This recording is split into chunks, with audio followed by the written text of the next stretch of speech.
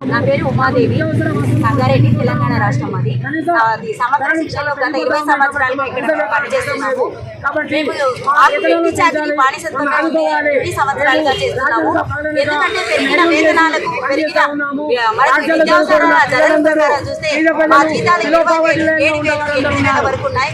ఎటువంటి మాకు నిత్యావసర ధరలతో పోటీ పడలేకపోతున్నాము. స్పందించడం లేదు. గతంలో కూడా మాకు హామీ ఇస్తామని చెప్పి ఎన్నో కార్యక్రమాలు చేసి మమ్మల్ని ఆపేసింది.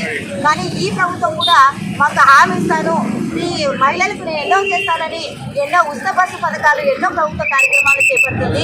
సమగ్ర శిక్షలో ఉద్యోగులు ఉంటే మహిళలు ఎందుకు ప్రభుత్వం పట్టించుకోవడం లేదని నేను ఒక ప్రశ్న అడుగుతున్నాను. ఎందుకంటే ఎక్కడ మహిళలు బాగుంటారో ఆ దేశం బాగుంటుంది, ఆ రాష్ట్రం బాగుంటుంది అంటారు. కానీ ఈరోజు ఈ రోడ్డు మీద వచ్చి మాకు ఇలాంటి పరిస్థితిని ఆ ప్రభుత్వం తీసుకొచ్చింది. కానీ ఎక్కడైనా కళ్ళు తెచ్చి ఆ ప్రభుత్వము మాకు ఎటువంటి అయినా హామీని ఇచ్చి మాకు ఉద్యోగ భద్రతనిచ్చి మేము పేస్కరిస్తాము, మాకు విద్యాశాఖలో విలీనం చేస్తారని హామీని ఇవ్వాలని కోరుకుంటున్నాం. ఎందుకంటే మేమందరం ఇక్కడ అనేక పీజీలు చేశాము, పిహెచ్డీలు చేశాము, ఎన్నో ఉద్యోగ పరీక్షలు రాసి ప్రభుత్వం ఎలాంటి పరీక్షలు రాసిందో రోస్టర్ పద్ధతి ప్రకారం ఇక్కడికి వచ్చాము. ఆశావాసిగా రాలేదు. మేము ఇక్కడ పేదవాళ్ళుగా నిరుపేదలుగా ఉన్నాం. మా జీవితాలు కూడా ఇక్కడ అంకితం అయిపోయినాయి. మిగిలిన ప్రభుత్వం రాబర్ట్ సంఘం స్టేట్ ప్రెసిడెంట్. నేను ప్రభుత్వానికి విన్నవించదలిచినది ఒకటే, మీరు ఏదైతే అంటున్నారో ప్రతిపక్షాలు ఉన్నాయని చెప్పేసి, మీరు గత సంవత్సరం టీఆర్ఎస్ ప్రభుత్వంలో కూడా మేము చేసినప్పుడు మీ ప్రతిపక్షాలే చేసినారనేది ఒక మూట పట్టుకున్నాం. మాకు ప్రతిపక్షాలు లేదు, మా కడుపు మండి మేము రోడ్ల మీదకి వచ్చాం. ఇంతమంది అమ్మ అక్క చెల్లెలు రోడ్డు మీదకి వచ్చినా మీకు కనికరం లేదా?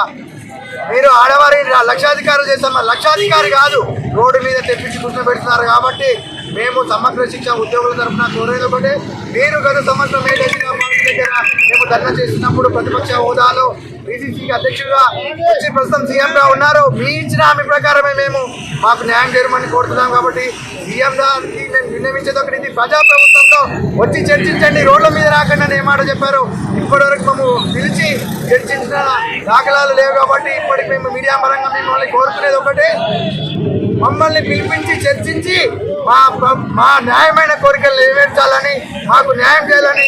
గత 29 రోజులుగా చేసిన సమ్మెలో మీ ప్రభుత్వం వచ్చి నుంచి 130 నుంచి కూడా ఇద్దరు చనిపోవడం జరిగింది. కానీ ₹1 ఎక్స్గ్రేషియా ప్రకటించడం లేదు. మీరు సినిమా హాల్ దగ్గర వచ్చిన అల్లు అర్జున్ దగ్గర ఒకరు చనిపోతే అంతా ఇష్యూ చేస్తున్నారే, మరి మీ ప్రభుత్వం నుండి మీ విద్యాశాఖలో ఉండి కూడా మేము చనిపోతే మాకు దిక్కు లేదా? మాకెవరు ప్రభుత్వాలు అండగా లేవని మేము ప్రశ్నిస్తున్నాం. కాబట్టి ప్రతి ఒక్క మంత్రులకు కానీ, ముఖ్యమంత్రి కానీ, ప్రభుత్వ అధికారులకు తెలియజేసేది ఒకటే, మా తరఫున మీరు మమ్మల్ని పిలిపించండి, మా న్యాయమైన డిమాండ్లను నెరవేర్చి మాకు న్యాయం చేయాలని కోరుతున్నాం. ధన్యవాదాలు. విషయం ఏంటంటే, మేము